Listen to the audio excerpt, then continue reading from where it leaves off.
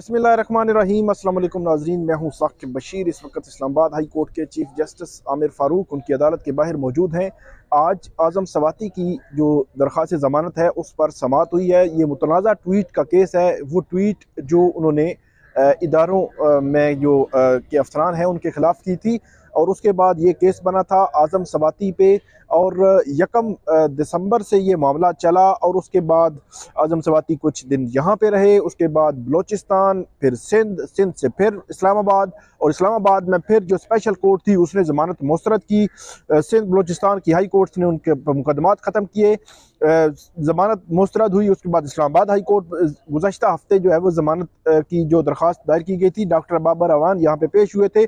उसके बाद जब मामला यहाँ पे आया तो गुज़श्ता मंडे को जो चीफ जस्टिस आमिर फ़ारूक हैं उन्होंने इस दरख्वास्त पर समाअत के बाद आज के लिए नोटिस जारी किए। तो अगले ही रोज़ आज़म सवाती ने CIA बिल्डिंग जो है यहाँ पे I-9 में, वहाँ पे सब जेल है CIA की, उसमें वहाँ पे वो कैद हैं। तो वहाँ से उन्होंने एक ख़त लिखा जो ख़त मीडिया पे पहले आया और उसके बाद चीफ जस्टिस को पहुंचा, जिसमें ये अदम एतमाद का इजहार किया गया था, तरह तरह के इल्ज़ामात जो है वो लगाए गए थे। और उसके बाद आज ये समाअत थी और आज ये पता चलना था कि अब मामला आगे किस तरफ जाएगा।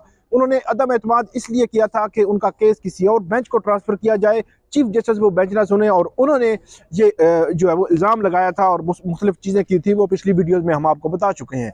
आज जब समाअत शुरू हुई तो डॉक्टर बाबर अवान जो है वो कमरा अदालत में जो रोस्ट्रम पे आके, इसके अलावा बैरिस्टर उस्मान सवाती जो है उनके बेटे हैं वो भी मौजूद थे। इसके अलावा PTI की शिबली फराज और दीगर जो पूरी क़यादत है वो मौजूद थी। कमरा अदालत भरा हुआ था।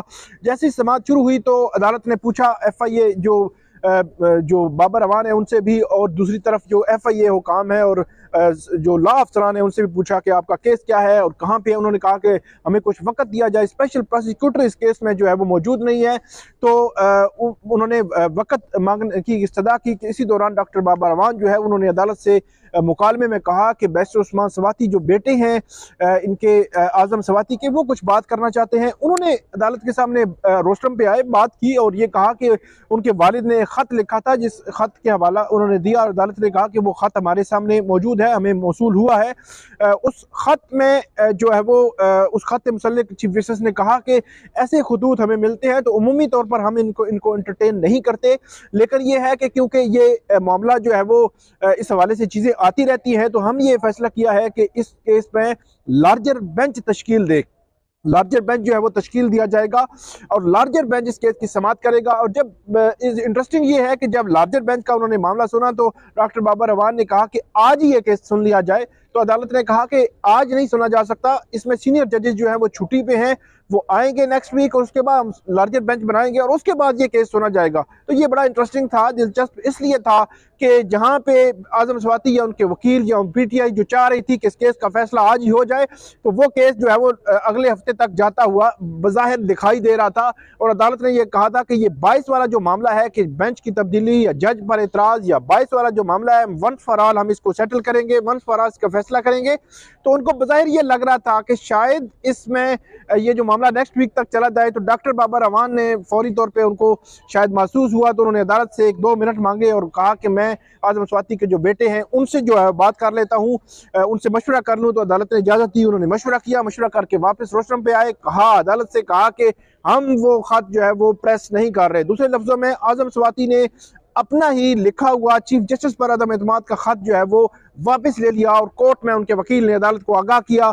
और उसके बाद उनके जो वकील हैं डॉक्टर बाबर अवान, उन्होंने इस केस में जो है वो दलाइल देना शुरू किए और उन्होंने दलाइल में Sindh high court, Balochistan high court में जो मुकदमात वापस लिए गए उनका हवाला भी दिया। यहाँ का केस पूरा बताया कि कब उनकी गिरफ्तारी हुई, कब जो है वो FIA ने उन पर फिजिकल रिमांड में रखा और उसके बाद जो उनको पहले बलोचिस्तान लाया गया, बलोचिस्तान के बाद सिंध ले जाया गया और सिंध बलोचिस्तान की हाई कोर्ट ने उनके खिलाफ मुकदमात जो है वो ख़त्म किए और उसके बाद कैसे उनको वापस लाया गया और वापस लाकर यहाँ पे उन्होंने कहा कि स्पेशल जज जो सेंट्रल हैं उन्होंने उनकी जो ज़मानत की दरख्वास्त सुनी और उसके बाद ज़मानत की दरख्वास्त जो है वो खारिज कर दी।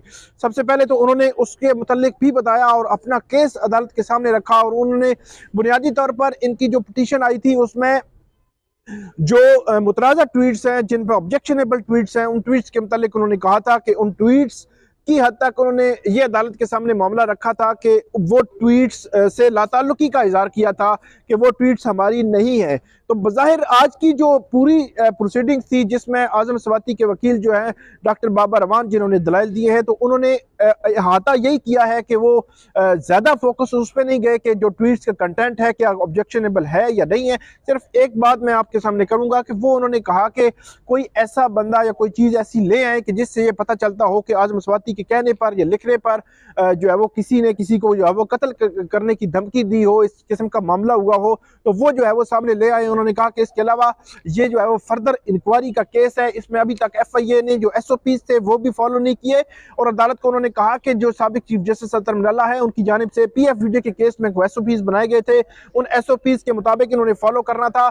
जब उन्होंने कहा कि जब ड्यू प्रोसेस ही नहीं हुआ, प्रोसेस फॉलो नहीं हुआ जो SOPs के मुताबिक फॉलो होना था, अगर ड्यू प्रोसेस ही नहीं हुआ तो फेयर ट्रायल कैसे होगा। तो ये जब अदालत ने FIA हुकाम से पूछा तो FIA जो हुकाम थे उन्होंने इस चीज़ से एग्री किया। अदालत ने ये पूछा कि क्या SOPs इस केस में फॉलो हुए हैं या नहीं हुए, तो उन्होंने कहा कि SOPs फॉलो नहीं हुए। तो उसके बाद अदालत में उन्होंने कहा कि इन्होंने ट्वीट से इनकार नहीं किया। ट्विटर जो हैंडल है या वो हमने रिकवर करना है, तो अदालत ने कहा कि ये ट्विटर हैंडल जो है वो कैसी चीज़ है जो हमने रिकवर करनी है आपने। तो उन्होंने कहा जी, अदालत ने फिर उनसे पूछा FIA हुकाम से कि आपने पहले तो आपके पास फिजिकल रिमांड था, जब बलूचिस्तान ले जाया गया 4 रोज़ा फिजिकल रिमांड था, 2 रोज भी में ही आपने खत्म कर दिया। आपने कहा हमारी इन्वेस्टिगेशन मुकम्मल हो चुकी है और आज आप ये कह रहे हैं कि हमें जो है वो ट्विटर हैंडल हमने रिकवर करना है। तो वो भी अदालत ने कहा कि वो आप चालान जब जमा हो गया है, FIA ने बताया कि 24 दिसंबर को चालान जमा हुआ है, कल 3 दिसंबर को दोबारा जो है वो समात है। उन्होंने कहा कि एक तो रिपीट है, जुर्म जो है वो दोबारा हुआ है, एक ये मामला है, दूसरा ट्विटर हैंडल जो है वो रिकवर करना है। बुनियादी तौर पर FIA ने इस जमानत की मुखालफत की, लेकिन अदालत जो है वो तकरीबन बज़ाहिर ऐसे लगता है कि कन्विंस नजर आती है। फैसला जो है वो इस केस में महफूज हुआ है। फैसला अब क्या आता है ये तो पता चल जाएगा, आज ही कुछ देर में पता चल जाएगा। लेकिन यह है कि बज़ाहिर ऐसे लगता है कि अदालत जमानत देने पर जो है वो कन्विंस नजर आती है। और अदालत ने क्योंकि FIA काम को कहा कि जो भी मामला है, जो चीज़ भी डिटरमिन होनी है, इनका ट्वीट्स है नहीं है, अकाउंट इनका है नहीं है, ये सारी चीज़ें जो है वो ट्रायल कोर्ट में डिटरमिन होनी है। और अपने चालान जो है वो जमा करवा दिया है, अब ट्रायल कोर्ट में आप जो है वो इसको तय कीजिएगा। बाकी उन्होंने कहा कि आप किसी भी स्टेज पर किसी को इन्वेस्टिगेट तो कर सकते हैं, उसमें शामिल तफ्तीश ना होने वाला मामला ही नहीं है। तो इससे बज़ाहिर ऐसे लगता है कि मामला जो है वो जमानत देने की तरफ ही जा रहा है। लेकिन जो चीफ जस्टिस है आमिर फारूक, उन्होंने ये किस केस का फैसला जो है वो महफूज कर लिया है। अब देखते हैं कि केस का फैसला जो है वो क्या आता है। जो भी फैसला आएगा वो भी हम आपको अपडेट करेंगे। बहुत शुक्रिया।